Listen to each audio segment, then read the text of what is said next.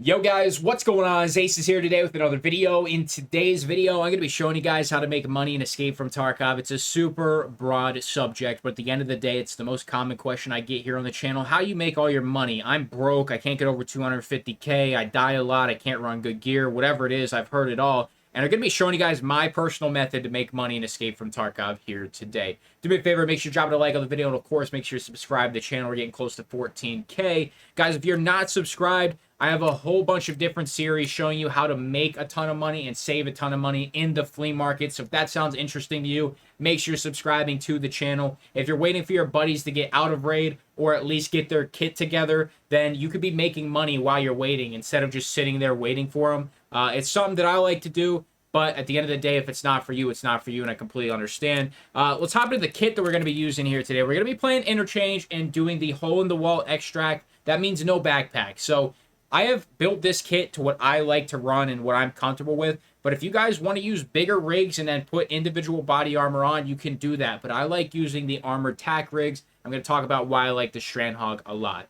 Comtac 2s, I think they are the best and most affordable headphones right now. Obviously, the Comtac 4s are going to be better, but Comtac 2s are cheap, and I think they really just work the best out of all the headphones that you find on the usual. The GSH, and then the Tac Sport, and then the Razors. I think Comtac 2s are the best out of those four. The more common ones, just personal preference. We have a Schmog on the face cover. Use whatever face cover you want. Make sure your entire face is covered, though. Obviously, your eyes won't be, but you know what I mean. Ghost, CF, Momex, Schmog, doesn't matter what it is. Cover your entire face. Helmet and eyewear optional. I wouldn't recommend it. You're spending money on it. We have Flechette with the 153. You can also use the Benelli M3.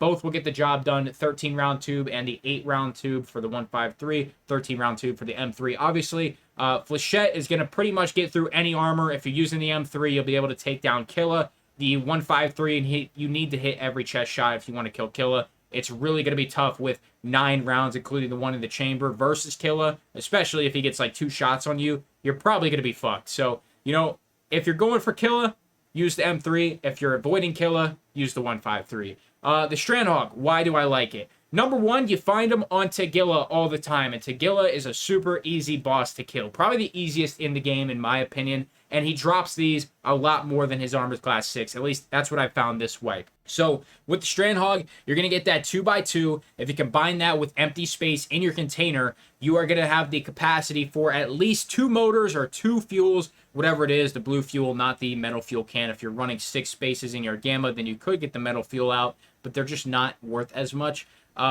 But the Strandhog also has the 3x1s, and you have 3 of those. So Xeno and Shuss, you can get these out of raid. They sell for 30 to 50K depending on the time of day because people need them for the hideout. You have all open pockets, and you have these 6 spaces here in the Gamma. Now, if you're running an Alpha or something like that, obviously it's your discretion what you want to put in and what you don't. I have an injector case with 1 green, 2 Propitols, 1 Morphine, and then 2 SJ6s. And then we have a Docs case for strictly loot.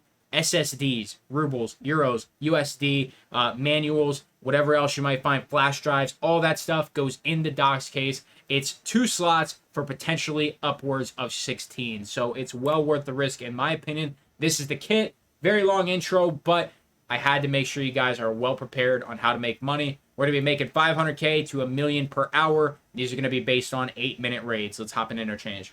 All right, so I'm going to be honest. It really doesn't matter where you spawn because the concept is roughly the same. Get into one of the main stores, loot the store, wherever the high-value loot is in that store. Go to the back and get to hole-in-the-wall extract.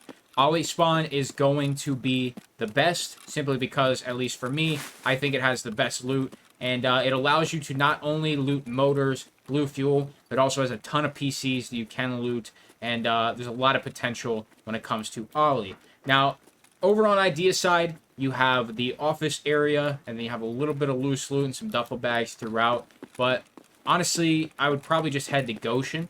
Goshen right now is spawning a ton of Tarkola and Herring. Both are selling for over 30,000 rubles a piece. So, with that being said, we're going to do our loot run here. Fucking cars in the background ruining this shit. But typically online, you know, if I'm hearing gunshots already, I'm going to be looting that container, playing it a little bit slower, and then assessing how many PMCs have already come into Ollie, if they went to tech stores, or if they're looting the back of the store. If I didn't mention, this is an offline raid recording to show you guys the loot spawns. And this is exactly what I would do if I got that spawn online. So we have 3 PC rooms. I loot all the PC rooms first because my Bitcoin farm is up and running. So any GPUs that I can shove up my ass, I'm going to be doing that. But another thing is any items that you're finding, put them in your inventory. You can always drop them. There's no reason not to be picking up every single item. You get XP from them. It doesn't matter what item you're looting. It's going to give you XP. Right now, we have all worthless shit in our inventory, but it's all stuff that I'm going to be picking up. Then, obviously, as we find more stuff, we just start dropping shit. Alright, so first PC room was horrendous. We got 2 more rooms to loot. Also have a duffel bag in here that we can hit real quick.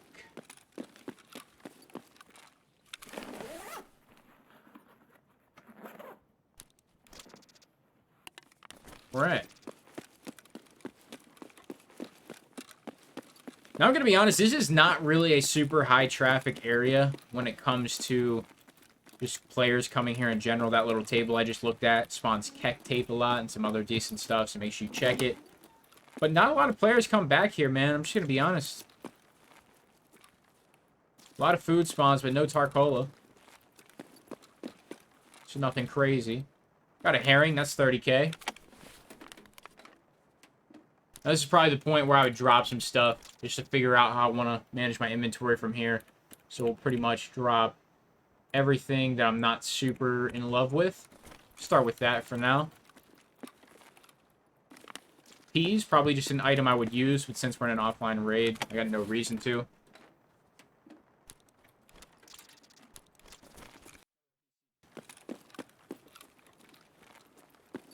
So we got a double PCB there. Next PC. What do we got? Let's get a GPU or something, man. Damn, a lot of DVD drives. I think they're only like 10k, so we're not going to settle for 5k a slot. We got a lot more looting to do. Worst comes to worst, we can always come back to that room and grab whatever we want. A lot of loot in there. GPU. I mean, hard drive's a little bit better, but we haven't got a single SSD. Come on, Nikita. PSU's going about 60 right now, so having that 2.2 there will help us out. That's not bad.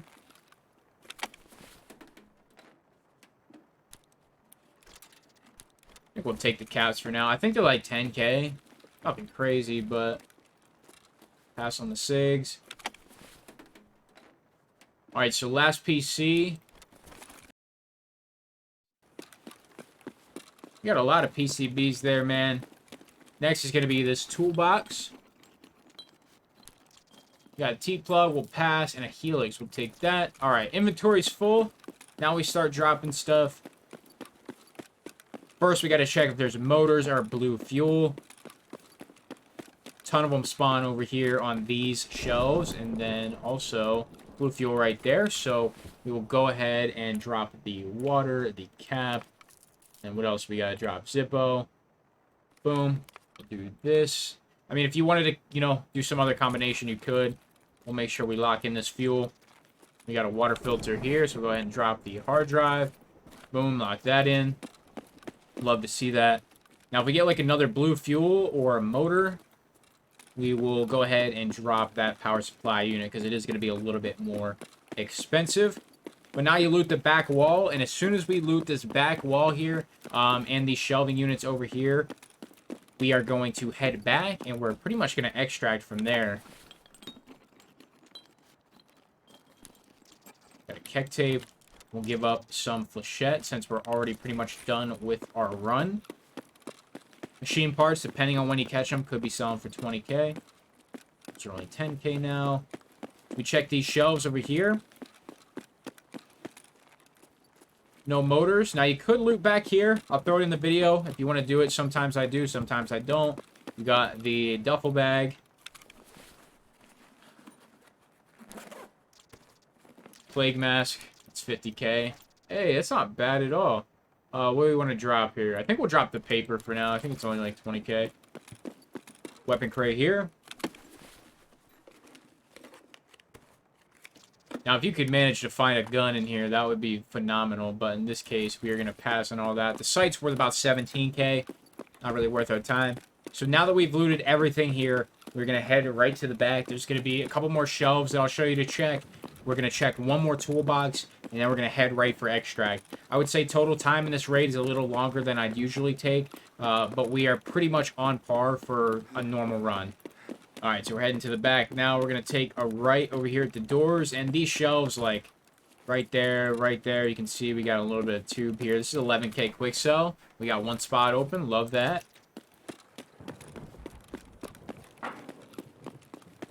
These shelves as well. Checking for hose and stuff. It's going to be our last container before we head out. Alright. Propane there. They're not expensive yet. They're about 25k. So we'll pass on that. But we're going to stick in the back of the store. We're not going to go outside here. This just allows us to stay a little bit more close quarters, more cover in here.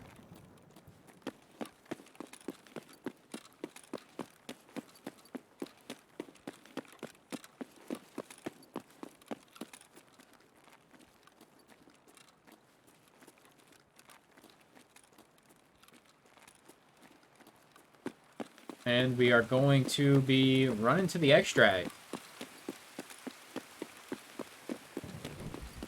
So I'll show the time on screen because I am going to break down the loot. Looks like we've been in the raid for 8.5 minutes. So that's pretty much right on par. So right here, where my laser is, this is where we're going to be jumping through.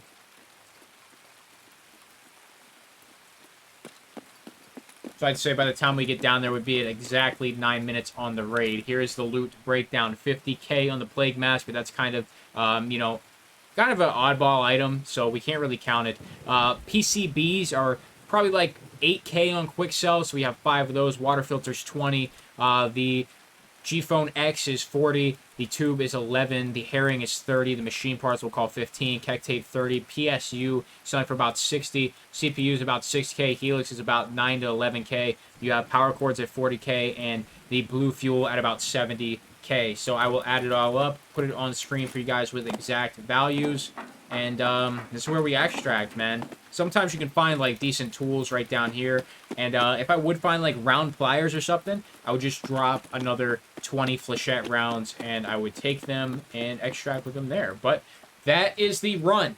Do this as many times as you need for money. Sell it all in the flea market, or sell what needs to be sold on quick sell. Keep the rest if you want to stock up a little bit, and you're good to go. It is simple as that. You're getting survive status, 9.5 minute raids. Like I said, we would have got out in about 9 minutes. It's a minute longer than I like to take. I like to be right on the 8-minute mark. But at the end of the day, man, it's as simple as that. So hopefully you guys did learn something today. Hopefully this helps you out. Hopefully you take advantage of this run. It is super quick hits. I will put on screen now that amount that we would have made. It's probably going to be a rough estimate, but if it is exact, it'll say exact in parentheses. And then we'll take that and we'll times that number by 6 because we had 9.5 minutes. So we'll just call it 10-minute raids. Obviously, 60 minutes in an hour. So that number that you're seeing now on screen would be your hourly rate based on the loot that I just got. And we will not be including the Pestilly Plague Mask, which would be another 53k on top of our first value. So it's going to be it for me. Thank you guys so much for stopping by. Make sure you drop that like and subscribe.